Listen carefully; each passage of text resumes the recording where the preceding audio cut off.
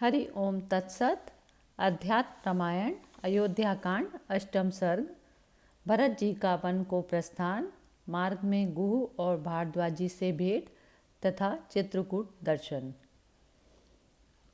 होई है सोई जो राम रचि राखा, को करी तर्क बड़ा वैसाखा। जो स्वभाव। हरि ओम तत्सत। अध्यात्म रामायण अयोध्या कांड अष्टम सर्ग। भरत जी का वन को प्रस्थान, मार्ग में गुह और भारद्वाज जी से भेंट तथा चित्रकूट दर्शन। जेहि के जेहि पर सत्य स्नेहु, सो तेहि मिलई ना कछु संदेहु। श्री महादेव जी बोले, हे पार्वती, एक दिन मुनीश्वरों के सहित मंत्रियों से घिरे हुए भगवान वशिष्ठ जी देव सभा के सदृश राजसभा में आए। वहाँ दूसरे ब्रह्मा जी के समान आसन पर विराजमान श्री वशिष्ठ जी ने भाई शत्रुघ्न के सहित भरत जी को बुलाकर आसन पर बैठाया और उन शत्रु दमन भरत जी से इस प्रकार देश कालोचित वाक्यों में कहा। वत्स, तुम्हारे पिता के कथनानुसार आज हम तुम्हें राजपद पर अभिषिक्त करेंगे। हे पुरुष श्रेष्ठ, कैकेयी ने तुम्हारे लिए राजा से राज्य मांगा। राजा सत्यपरायण थे, इसीलिए प्रतिज्ञा करने के कारण उन्होंने उसे दे दिया। मुनिजनों द्वारा मंत्रोच्चार पूर्वक आज तुम्हारा अभिषेक होना चाहिए। यह सुनकर भरत जी बोले, हे मुनिनाथ, राज्य से मेरा क्या प्रयोजन है? महाराज राम ही राज अधिराज हैं, हम तो उन्हीं के दास हैं। कल प्रातःकाल राम जी को लाने के लिए हम शीघ्र ही वन को जाएंगे। मैं आप सब लोगों को और राक्षसी कैकेयी के सिवा अन्य सब माताएं ये सभी वन को चलेंगे। मैं क्या करूं? मैं तो इस नाम मात्र की माता कैकेयी को अभी मार डालता, किंतु श्री रघुनाथ जी मुझ स्त्री हत्यारे को क्षमा न करेंगे। अतः कुछ भी हो, कल प्रातःकाल होते ही आप लोग चलें या ना चलें, मैं तो शत्रुघ्न के सहित पैदल ही दंडकारण्य को जाऊंगा। हे मुने, जिस प्रकार राम जी गए हैं उसी प्रकार जब तक श्री रामचंद्र जी ना लौटेंगे तब तक मैं भी शत्रुघ्न के सहित वल्कल वस्त्र और जटाजूट धारण कर कंदमूल फल आदि खाकर भोजन करूंगा और पृथ्वी पर शयन करूंगा। ऐसा निश्चय कर भरत जी मौन हो गए। तब सब लोग प्रसन्न होकर साधु साधु कहकर उनकी प्रशंसा करने लगे। उसके बाद प्रातःकाल होने पर भरत जी के कूच करते समय हाथी और घोड़ों के सहित समस्त सैनिक सुमंत्र की प्रेरणा से उनके साथ चले। कौशल्या आदि महारानियां तथा वशिष्ठ आदि द्विजगण पृथ्वी को आच्छादन करके उनके आगे पीछे और इधर उधर यथा योग्य रीति से चलने लगे। इस प्रकार श्रृंगवेरपुर पहुँचने पर वह महान सेना शत्रुघ्न की प्रेरणा से गंगा तट पर जहाँ तहाँ ठहर गई। भरत का आगमन सुन गुह को यह शंका हुई कि भरत बड़ी सेना लेकर आए हैं, अतः वे राम के अनजान में उनका कोई अनिष्ट करने के लिए तो न जाते हों। मुझे उनके पास जाकर उनका मर्म जानना चाहिए। यदि उनका भाव ठीक हो तब तो वे भले ही पार चले जाएं, नहीं तो इसके विपरीत उपाय करना पड़ेगा। अतः मेरे जाति वाले अस्त्र शस्त्र लेकर सावधानी से सब और देखते हुए चौकस रहें और सब नावों को खींचकर गंगा के बीच में खड़ी कर दें। इस प्रकार सबको आज्ञा दे गुह नाना प्रकार की बहुत सी भेंटें लेकर अपने बहुत से हथियारबंद जाति भाइयों के साथ भरत जी के पास आया। वहाँ उनके सामने सब सामग्री रखकर इधर उधर देखते हुए उसने देखा कि मेघश्याम भरत चीर वस्त्र और जटाजूट धारण किए छोटे भाई और मंत्रियों के साथ बैठे हैं। वे राम ही का स्मरण कर रहे हैं और राम राम का जाप करके कर रहे हैं, यह देखकर उसने पृथ्वी पर सिर रखकर भरत जी को प्रणाम किया और बोला, मैं गो हूँ। भरत जी ने उसे शीघ्र ही उठाकर आदरपूर्वक गाढ़ आलिंगन किया और प्रसन्न मुख से उसकी कुशलता पूछकर उससे सखा भाव से इस प्रकार बोले, भैया तुम यहाँ श्री रामचंद्र जी के साथ रहे थे और निर्मल हृदय श्री राम ने नेत्रों में जल भरकर तुम्हारा आलिंगन किया था। तुमसे सीता और लक्ष्मण जी के सहित कमल नयन राम ने वार्तालाप किया, अतः तुम धन्य हो, तुम्हारा जीवन सफल है। हे सुवृत, तुमने श्री रामचंद्र जी को जहाँ देखा था मुझे वहीं ले चलो जहाँ वे सीता जी के साथ सोए थे। वह स्थान मुझे दिखाओ। तुम राम के प्रियतम सखा और भाग्यवान भक्त हो। इस प्रकार पुनः पुनः राम का स्मरण करने से भरत जी के नेत्रों में जल भर आया।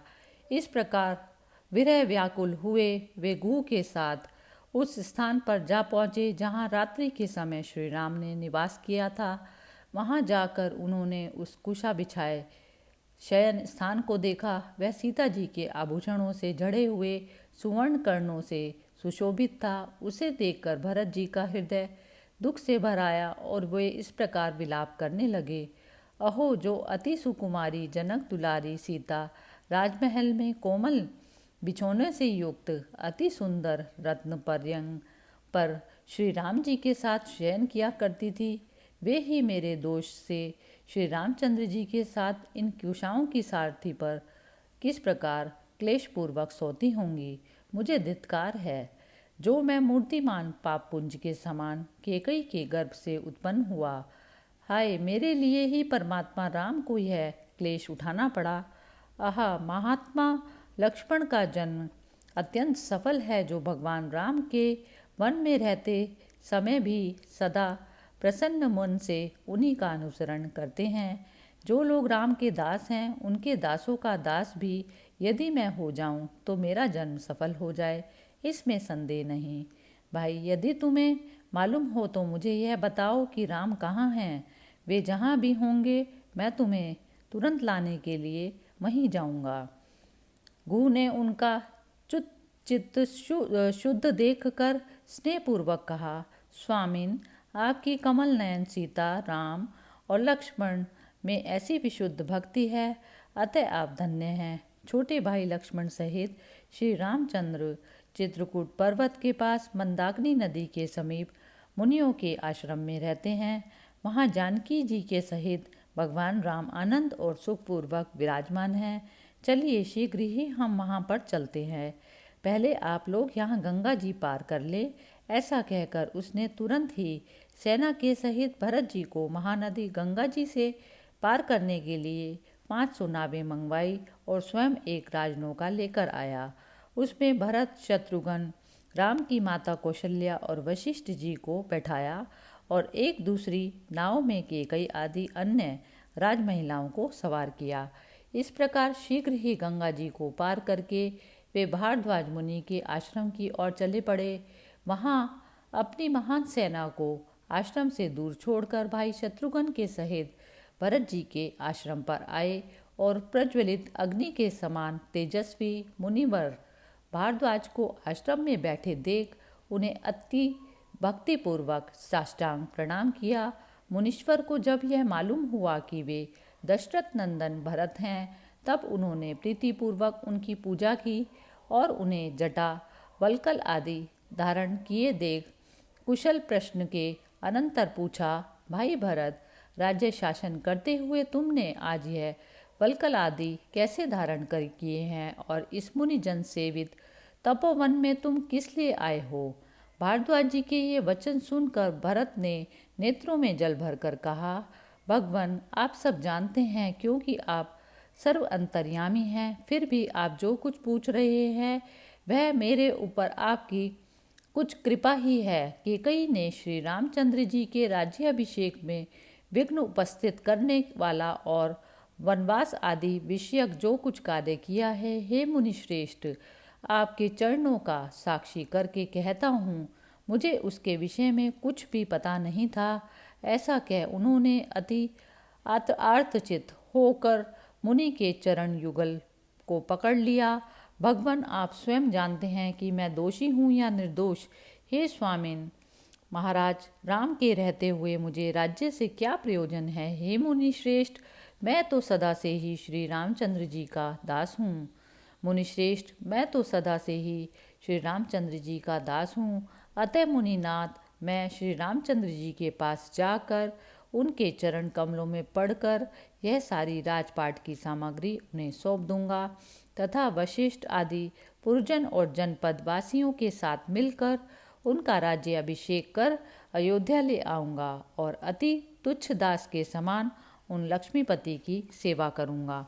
मुनीश्वर ने भरत के ये उदार वचन सुनकर उन्हें हृदय से लगा लिया और विस्मयपूर्वक सिर सूंघ कर उनकी प्रशंसा करने लगे। वे बोले, बेटा, अपने ज्ञान चक्षुओं से मैंने पहले ही ये होने वाली बातें जान ली थी। तुम शोक ना करो। तुम तो लक्ष्मण जी की अपेक्षा भी राम के परम भक्त हो। हे हनग, मैं सेना के सहित तुम्हारा आतिथ्य सत्कार करना चाहता हूँ। आज सेना सहित तुम यहीं भोजन करो, कल राम के पास जाना।